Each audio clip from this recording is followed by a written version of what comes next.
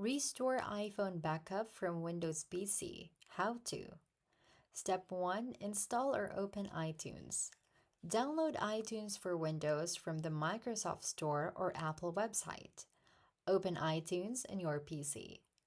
Step 2. Connect your iPhone. Use a USB cable to connect your iPhone to the Windows PC. Unlock your iPhone. Tap Trust this computer if prompted.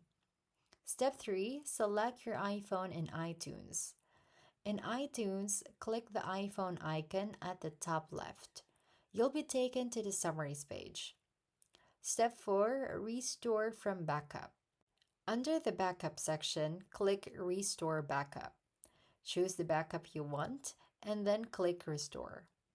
Step 5. Wait for the restore to finish. Keep your iPhone connected during the process. Your iPhone will restart when done. Follow the on-screen setup steps on your iPhone.